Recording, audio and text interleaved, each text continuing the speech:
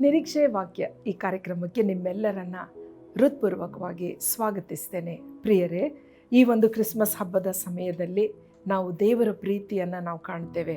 ಯಾಕೆಂದರೆ ಯೋಹಾನನ್ ಬರೆದ ಸುವಾರ್ತೆ 3ನೇ ಅಧ್ಯಾಯ 16ನೇ ವಚನದಲ್ಲಿ ನಾವು ನೋಡಿದ ಪ್ರಕಾರ, ದೇವರು ಲೋಕದ ಮೇಲೆ ಎಷ್ಟೋ ಪ್ರೀತಿಯನ್ನಿಟ್ಟು ತನ್ನ ಒಬ್ಬನೇ ಮಗನನ್ನು ಕೊಟ್ಟನು, ಆತನನ್ನು ನಂಬುವ ಒಬ್ಬನಾದರೂ ನಾಶವಾಗದೆ ಎಲ್ಲರೂ ನಿತ್ಯ ಜೀವವನ್ನು ಪಡೆಯಬೇಕೆಂದು ಆತನನ್ನು ಕೊಟ್ಟನು.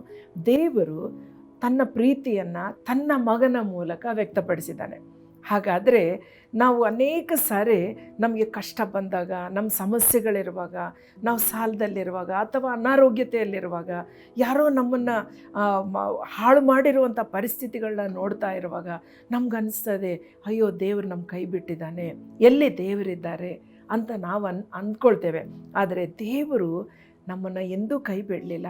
ಆತನು ನಮ್ಮನ್ನು ಹುಡುಕೊಂಡು ಈ ಲೋಕಕ್ಕೆ ಬಂದಿರುವಂಥದ್ದನ್ನು ನಾವು ನೋಡ್ತೇವೆ. ಯೇಸು ಕ್ರಿಸ್ತನು ಈ ಲೋಕಕ್ಕೆ ಬರಬೇಕಾದ್ರೆ ಅದು ದೇವರ ಪ್ರೀತಿಯ ಕೊಡುಗೆಯಾಗಿ ನಾವು ನೋಡ್ತೇವೆ. ಕ್ರಿಸ್ಮಸ್ ಹಬ್ಬದಲ್ಲಿ ಆ ದೇವರ ಪ್ರೀತಿಯ ಕೊಡುಗೆ ಯೇಸು ಸ್ವಾಮಿಯಾಗಿದ್ದಾನೆ. ಹಾಗಾದರೆ ನಾವು ಆತನ ಕೊಟ್ಟಿರುವಂಥ ಉದ್ದೇಶ ಏನು ಎಂಬುದಾಗಿ ನಾವು ನೋಡುವಾಗ, ನಾವು ನಾಶನದ ಮಾರ್ಗದಲ್ಲಿದ್ದೇವೆ.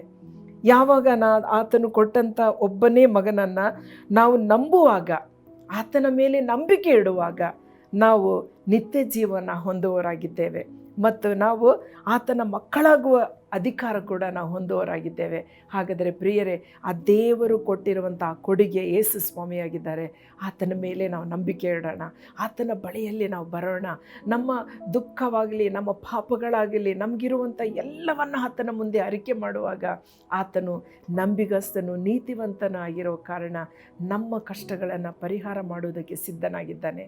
ಪ್ರಿಯರೇ, ದೇವರ ಪ್ರೀತಿಯನ್ನು ನಾವು ಈ ದಿವಸ ನೆನೆದು ಆತನ ಬಳಿ ಬರೋಣ. ಪ್ರಾರ್ಥನೆ ಮಾಡೋಣ. ನಮ್ಮನ್ನು ಬಹಳವಾಗಿ ಪ್ರೀತಿ ಮಾಡೋ ನಮ್ಮ ಪರಲೋಕದ ತಂದೆ ದೇವರೇ, ನೀನು ಲೋಕದ ಮೇಲೆ ಎಷ್ಟೋ ಪ್ರೀತಿಯನ್ನಿಟ್ಟಿದೆ.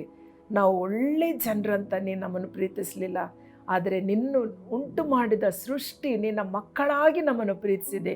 ನಾವು ನಿನಗೆ ಮನಸ್ಸು ನೋಯುವ ಹಾಗೆ ನಾವು ಜೀವನ ಮಾಡಿದರೂ ಕೂಡ ನಮಗೆ ಸ್ವಾಮಿ ಶಿಕ್ಷೆಯನ್ನು ಕೊಡದೆ ನಮ್ಮನ್ನು ರಕ್ಷಣೆಯ ಮಾರ್ಗವನ್ನು ತೋರಿಸಿದೆ. ಅದಕ್ಕಾಗಿ ಸ್ತೋತ್ರ. ನೀನು ಕೊಟ್ಟಂಥ ಬಹು ಅಮೂಲ್ಯವಾದ ಕೊಡುಗೆ ಸ್ವಾಮಿ ಆಗಿದ್ದಾನೆ. ಅಪ್ಪ ತಂದೆ, ನಿನ್ನ ಮಗನನ್ನು ನಮಗೋಸ್ಕರ ಕೊಟ್ಟಿದ್ದಕ್ಕಾಗಿ ಸ್ತೋತ್ರ. ಯೇಸುವೆ, ನೀನು ದಾಸನ ರೂಪ ಧರಿಸಿ ನಮ್ಮೊಬ್ಬೊಬ್ಬರನ್ನು ಆಶೀರ್ವದಿಸಿ ನಿತ್ಯ ಜೀವಕ್ಕೆ ಮಾರ್ಗವಾಗಿ, ಸತ್ಯವಾಗಿ, ಜೀವವಾಗಿ ನೀನು ನಮ್ಮನ್ನು ನಡೆಸುವ ವಿಧಾನಕ್ಕಾಗಿ ಕೋಟಿ ಸ್ತೋತ್ರಗಳನ್ನ ಹೇಳುತ್ತಾ ಯೇಸುವಿನ ಹೆಸರಿನಲ್ಲಿ ಪ್ರಾರ್ಥಿಸ್ತೇವೆ ತಂದೆ. ಆಮೇನ್.